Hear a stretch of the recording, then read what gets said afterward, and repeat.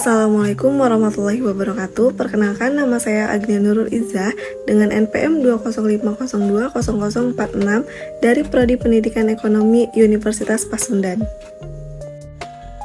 Di sini saya akan menjelaskan tentang penetapan visi dan misi. Kalian tahu nggak visi itu apa? Misi itu apa? Dan cara penyusunan visi dan misi itu bagaimana? Tenang, kalau kalian nggak tahu, aku kasih tahu. Simak baik-baik ya teman-teman. Jadi, apa sih visi itu?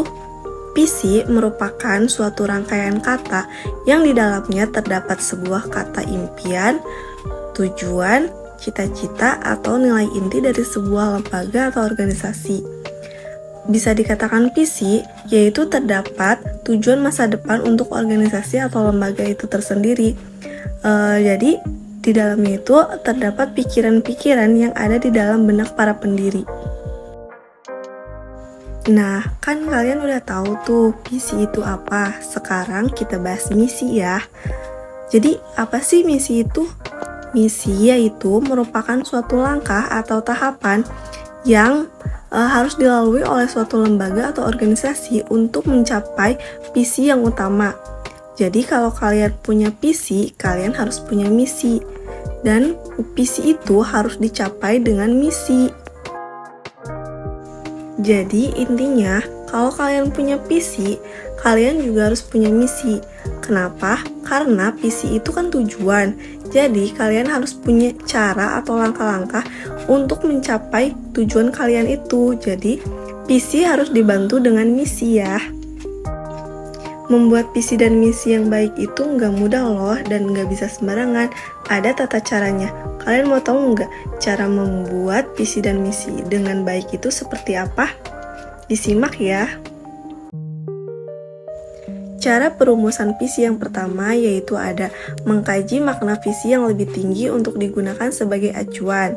Yang kedua, ada menginventarisasikan rumusan tugas yang tercantum dalam struktur dan tata kerja organisasi. Yang ketiga, ada rumusan tugas tersebut dirangkum dan dirumuskan kembali. Yang keempat, ada konsep rumusan visi didiskusikan kembali dengan seluruh anggota organisasi untuk memperoleh masukan, klarifikasi, dan saran-saran. Yang kelima, perumusan visi dikomunikasikan dengan seluruh stakeholder guna memperoleh penyempurnaan. Yang terakhir, perumusan visi yang telah disepakati ditetapkan dengan keputusan pimpinan, sehingga visi tersebut menjadi milik bersama dan mendapat dukungan serta komitmen dari seluruh anggota organisasi atau lembaga. Selanjutnya ada cara perumusan misi.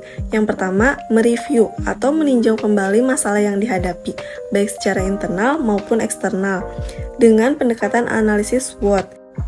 Yang kedua, melibatkan seluruh anggota organisasi untuk berpartisipasi secara maksimal sesuai dengan kemampuannya. Yang ketiga, menumbuhkan sikap rasa memiliki mengenai misi yang akan dirumuskan bersama. Yang keempat, mengakomodasi cita-cita dan keinginan seluruh anggota dengan pendekatan seperti akan menstimulasi segenap komponen untuk memberikan kontribusinya bagi pencapaian misi. Yang terakhir, rumusan misi yang berasal dari pimpinan perlu disosialisasikan kepada seluruh anggota organisasi dengan pendekatan yang demokratis dan terbuka untuk penyempurnaan dan memperoleh masukan atau partisipasi dari bawah. Nah, setelah apa yang kita bahas, saya juga membuat contoh visi dan misi dari Yayasan Pendidikan.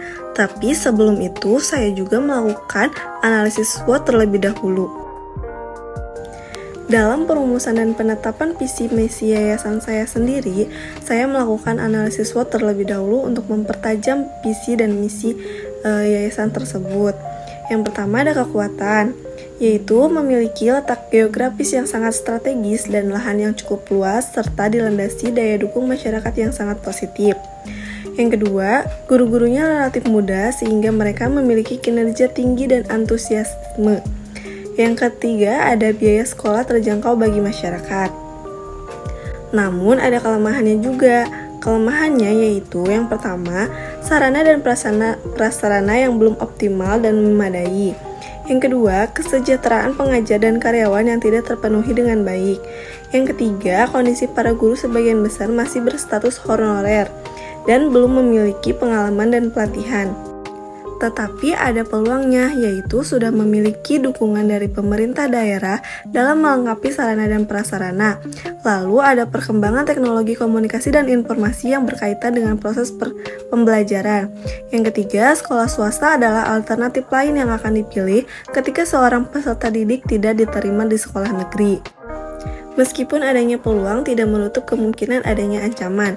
Di sini ada dua ancaman, yaitu adanya persaingan dari lembaga pendidikan lain atau sekolah swasta lain yang memiliki program-program unggulan yang tidak dimiliki oleh sekolah ini. Yang kedua, turunnya tingkat kepercayaan terhadap sekolah terkait berbagai permasalahan membuat orang tua enggan untuk menyekolahkan anaknya di sekolah ini. Berdasarkan hasil analisa SWOT yang telah saya paparkan tadi, dengan kekuatan dan peluang yang ada, maka sekolah harus bisa membenahi faktor-faktor kelemahan yang ada untuk menghindari dan mengurangi ancaman. Ancaman persaingan dari sekolah lain dapat diminimalisir dengan membuat kompetisi unik sebagai pembeda di antara sekolah sejenis. Kelemahan dalam hal sarana dan prasarana juga kesejahteraan pengajar bisa diatasi dengan mendapatkan dukungan dari pemerintah dan menjalin kerjasama dengan komite sekolah. Di sini saya membuat visi yang berisi menjadikan yayasan yang kredibel dalam mewujudkan sekolah unggul yang mampu mencetak insan yang cerdas secara intelektual dan emosional serta mewujudkan sumber daya manusia yang kreatif dan inovatif. Dengan misi yang pertama, membangun sinergitas antara sekolah binaan dengan pemangku kepentingan untuk terciptanya sekolah unggul. Yang kedua, meningkatkan sensitivitas dan apresiativitas akan kreativitas diri dan kompetisi untuk mengekspresikan diri peserta didik. Yang ketiga, meningkatkan kualitas sumber daya yang kreatif dan inovatif guna mewujudkan sekolah yang menciptakan insan cerdas dan mandiri serta menguasai ilmu pengetahuan dan teknologi. Sekian yang bisa saya sampaikan, mohon maaf apabila ada kesalahan kata dan semoga bermanfaat.